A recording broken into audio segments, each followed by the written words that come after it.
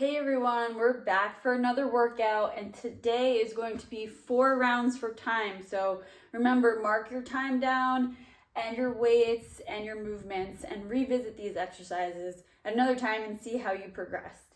Okay, so today is going to be 25 weighted lunges, 25 sit-ups, 25 box jumps, 25 ab twists, 25 bar jump overs, and 25 leg lifts over an object. So we're gonna go through all those movements and the modifications, and then you can get started. Okay, so the first movement is going to be a weighted lunge. So there's several ways we can do this. We're gonna start with the barbell. So if you're picking the barbell off the floor, you're gonna have to clean it up overhead, or you're going to have to take it off of a rack. So there's different ways you can hold the barbell. So if we clean the barbell up and we're in a nice front rack, we can do a front rack weighted lunge. So we want to make sure our elbows are high so that we're supporting the barbell on top of our shoulders. We don't want to be holding the barbell with our hands. It should be resting on top of your shoulders. And then you're gonna come down into a nice lunge where you're about 90 degrees in either direction of your leg and come back up. You're gonna wanna push, especially with a front rack lunge, you wanna make sure you're constantly having your elbows up high, and you're gonna wanna push with that front foot to bring yourself back up. So that is the front rack weighted lunge, or you can do a back rack weighted lunge. It's a lot to say. Okay, so again, we're gonna have to clean that barbell up. So clean it up onto our shoulders, and then we're gonna have to do an additional press up and over onto our back, and it's going to be the same exact movement. Now we want to try to keep our elbows down as much as possible. We don't want to be up.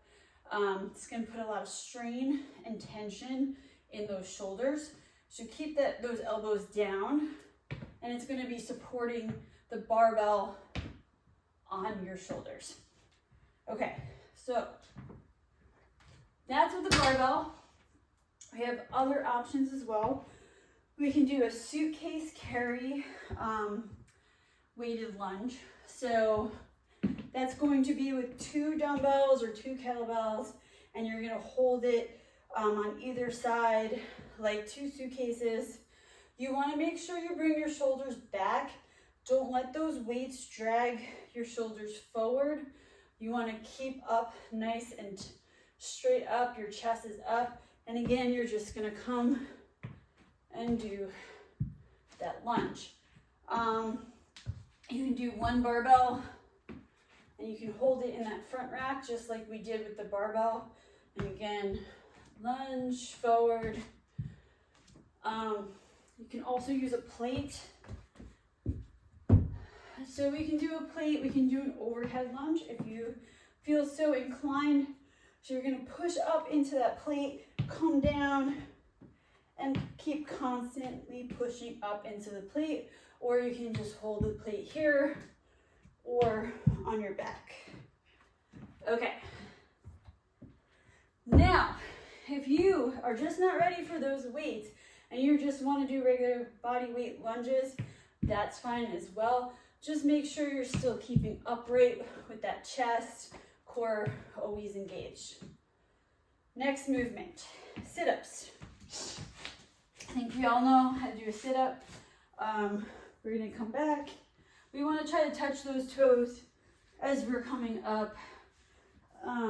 If you can't quite get the toes, try to get to the knees. If you wanna do crunches, aim for those heels or those knees. Avoid, in both the sit-up and the crunch, avoid putting your hands behind your neck. It's just so that we don't put strain on our neck. It's It's inevitable. If you have your hands there, you're going to be pushing up into it. So to avoid any neck pain or strain, even in the shoulders there, avoid putting your hand behind your head. So yeah, box jumps. So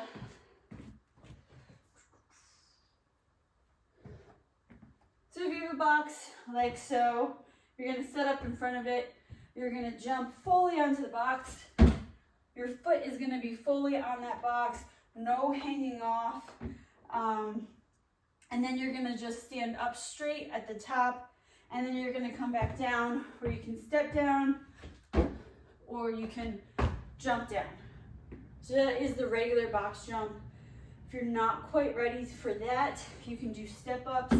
Again, full foot on the box, no hanging off.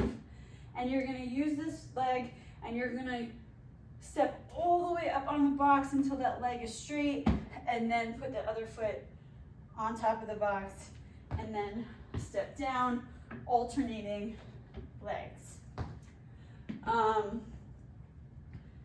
If you want to add a little extra, you can hold a weight while you're stepping up, just to give you a little bit more resistance if you're just not ready for the jump yet. You can also lower the box. You can stack some plates up to a height that you feel comfortable jumping on. And if you're just not ready for any of that, you can go ahead, or you don't have a box or something to jump on, you can do jumping squats. So we're going to set up for a regular squat.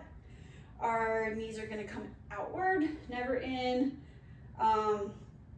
out, never forward. Toes slightly pointed outward, and we're going to come into that nice squat, and we're going to come up, and as we're coming up, we're going to go ahead and push into a jump, and that is the jumping squat.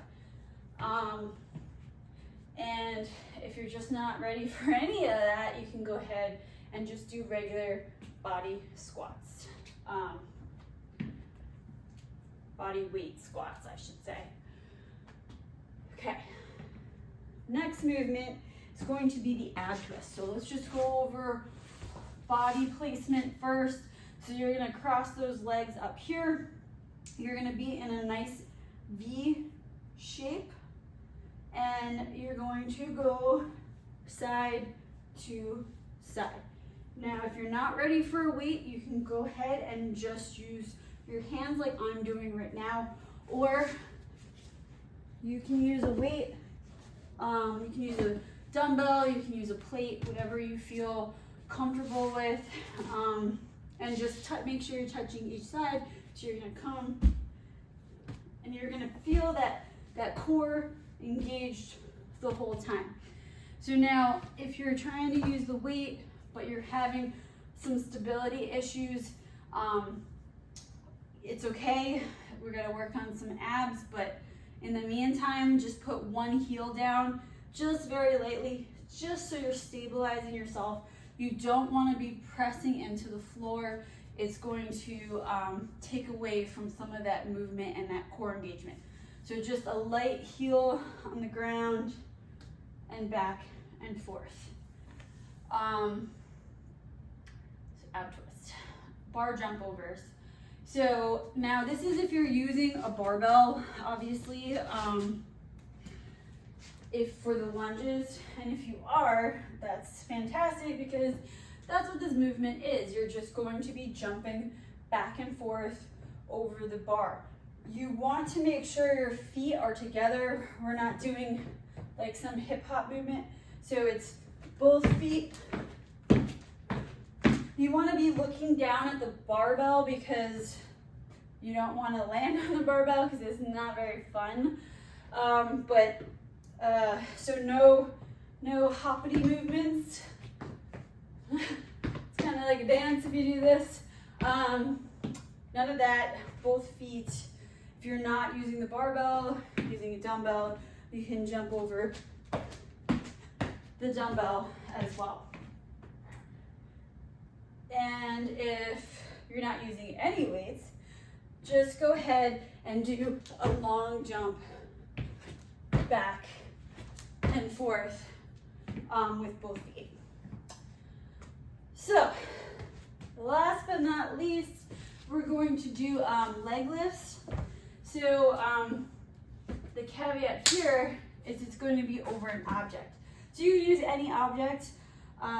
You can use your water bottle, you can use a dumbbell, you can use a kettlebell, whatever you have. And you're just going to, you can keep your feet, these are your hands, not your feet. You can keep your hands on the ground if you need a little bit more stability, but if not, you can hold your hands up to your chest, and you're just gonna wanna bring without touching the object. So, again, it could be any object, and you can have a shorter object, you can have a taller object, whatever you feel comfortable with and ready for. Listen to your body. It will tell you what you can and cannot do. If you're not ready for the object, you can go ahead and just do regular leg lifts. With this, you can put your hands underneath your butt just to stabilize yourself and make sure you're engaging that core. You don't want to be lifting up too high. You're going to be swinging. We don't want that. We want a nice slow rise so that we're using our abs, not the momentum of our legs. So that is it for the workout. It's kind of a long one. It's 4 rounds, 25 reps of each movement. So good luck, guys.